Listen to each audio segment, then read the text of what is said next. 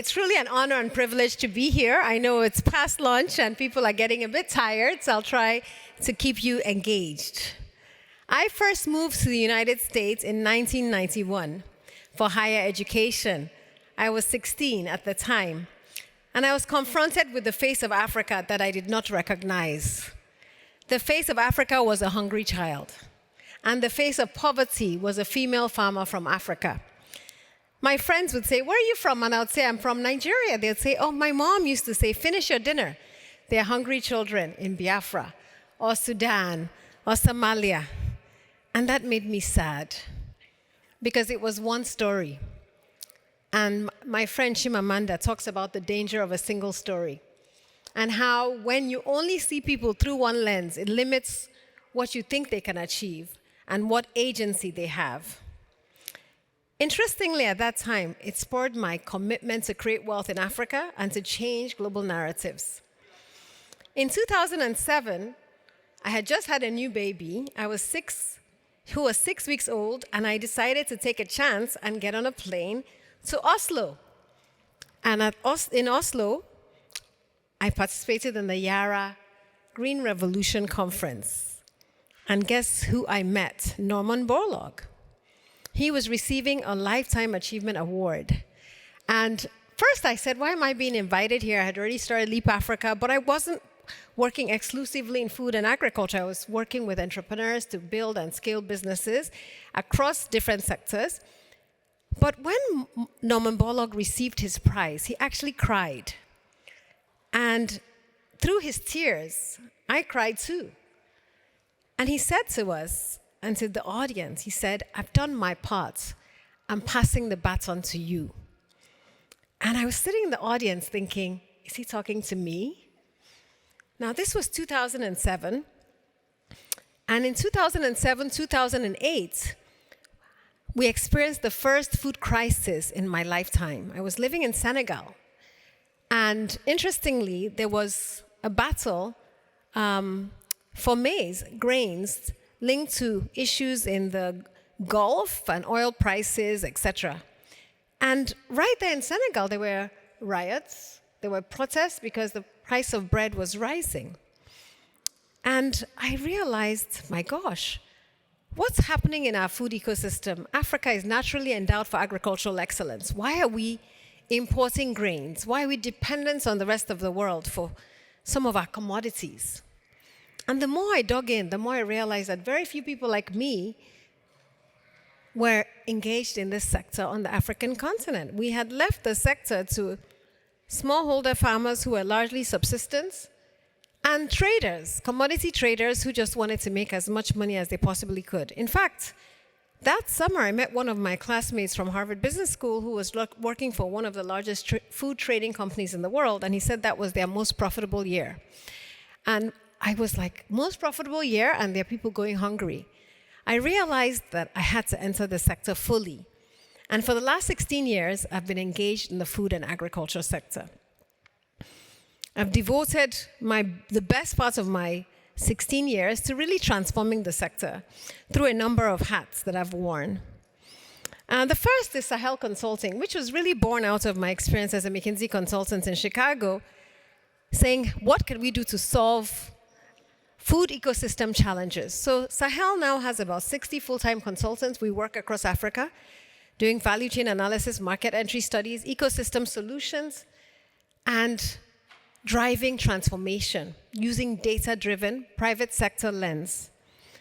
Then we started a company called Ace Foods, which sources locally and processes for the local market. Again, I started Ace Foods because I was angry that 40 to 60% of our fruits and vegetables go to waste, and that 1 out of every 3 children in my context were stunted. Ace Foods sources from 10,000 farmers, processes for the local market. 90% of our staff are women.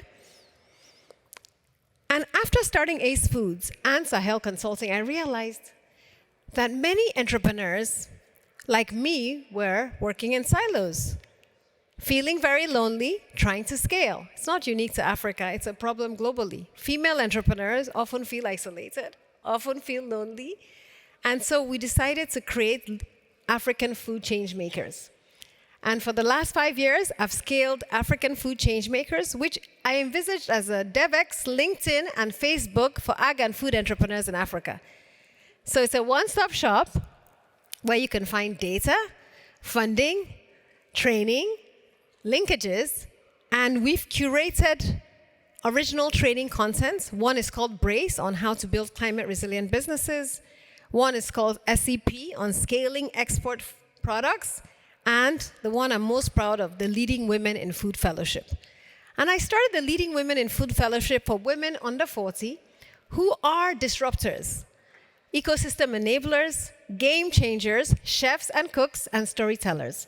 And the idea was, let's bring women who are working on different sides of the puzzle together to create a sisterhood, to elevate their voices, to provide mentorship and support, and enable them to disrupt the ecosystems and close the gender gap.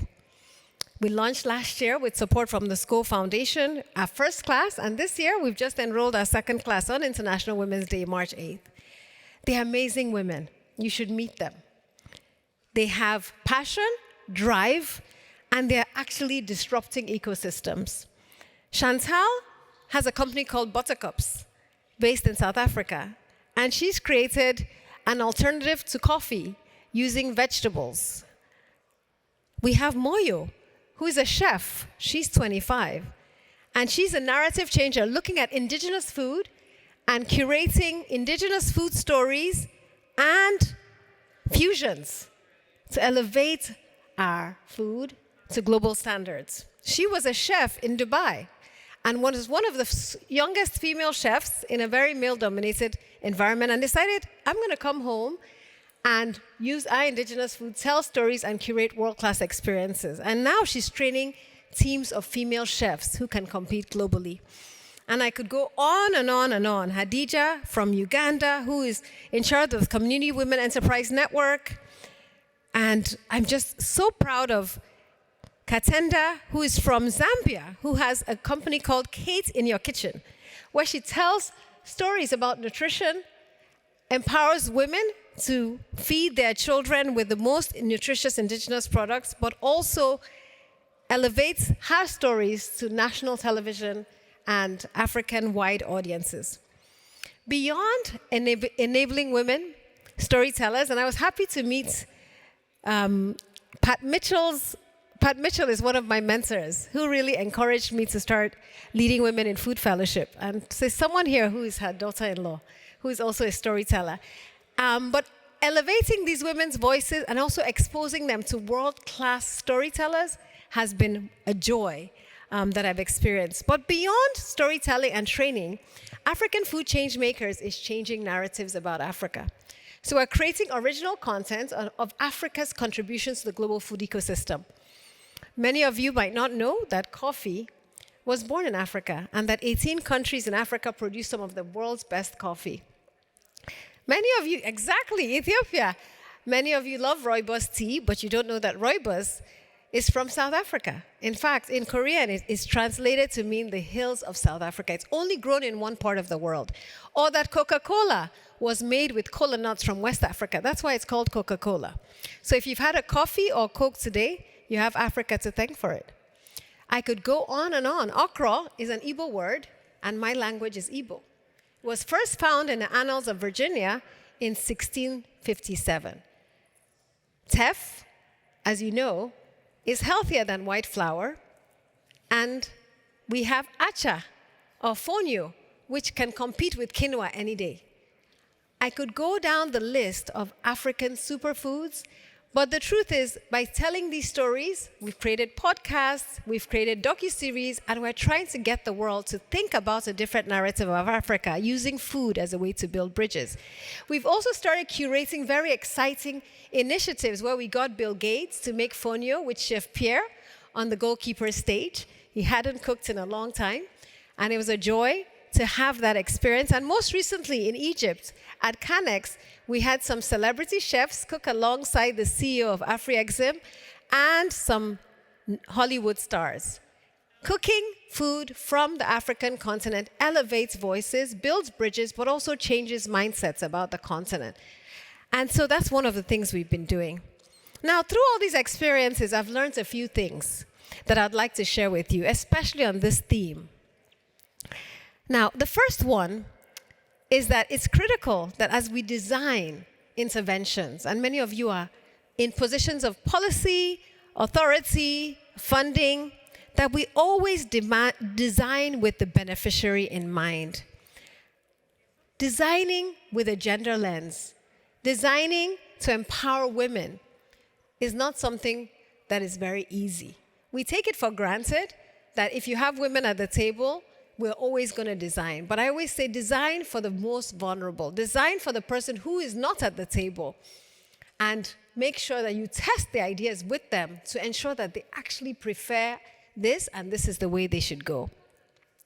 The second is that we have to channel resources to organizations at the local level. We take it for granted. We always say localization. We always say that. But when we actually challenge ourselves to say what percentage of our money goes to organizations run by the locals, with locals on the board, and in my case, African women on the boards, African women in leadership roles, we'll find that the amounts are so tiny.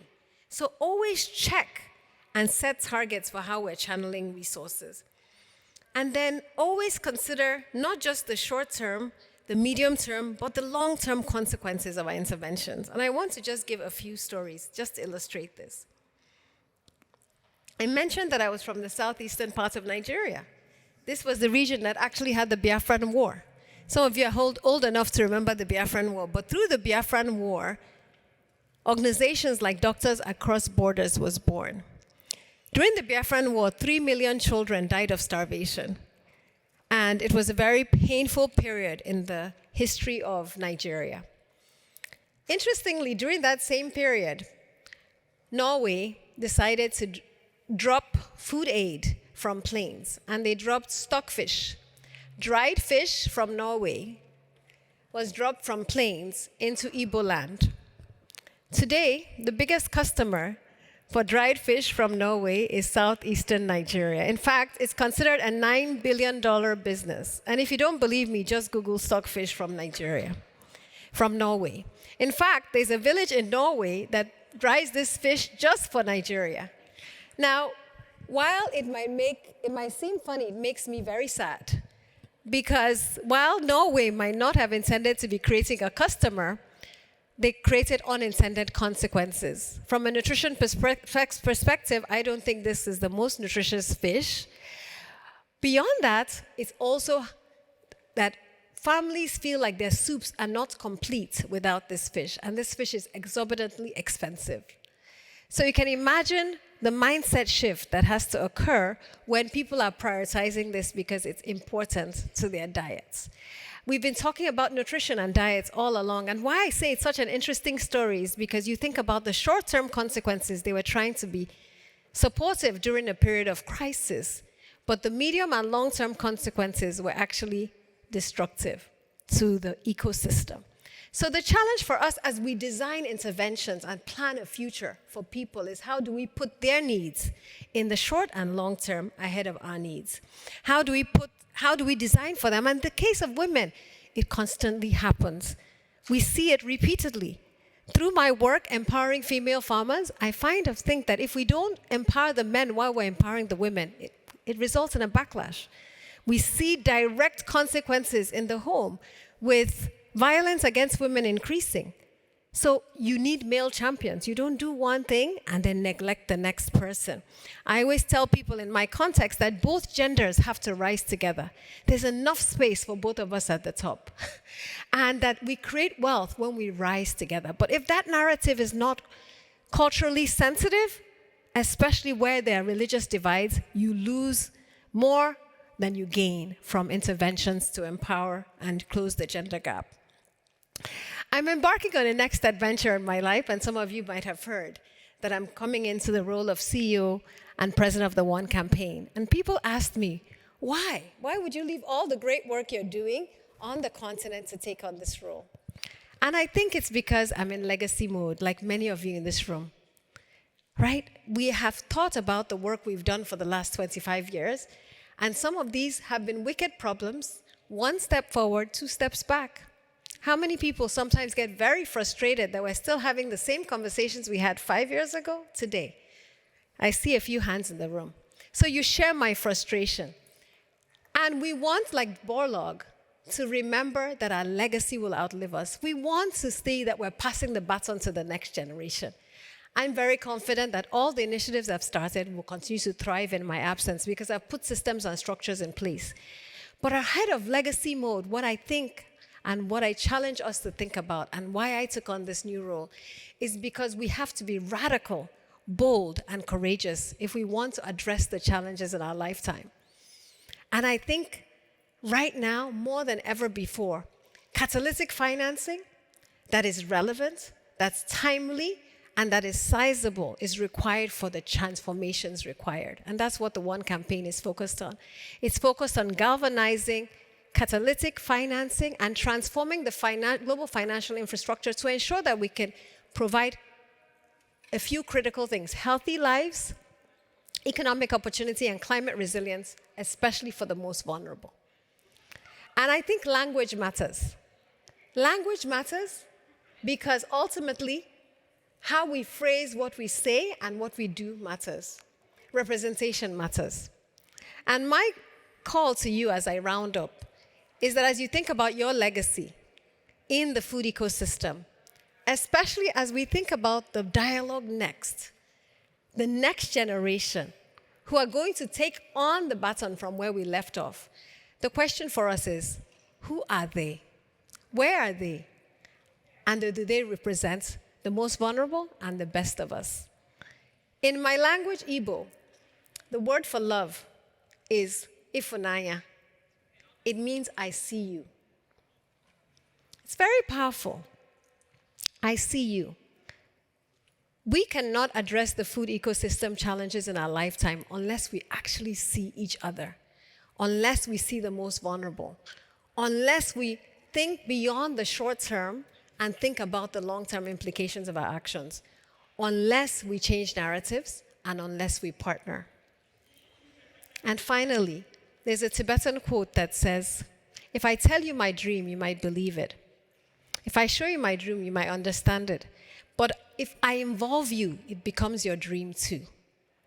The only way that we're going to leave a legacy like Borlaug did is by involving everybody and making it their dream too. I look forward to working with all of you to transform this food ecosystem, not just for us, but for future generations. Thank you so much.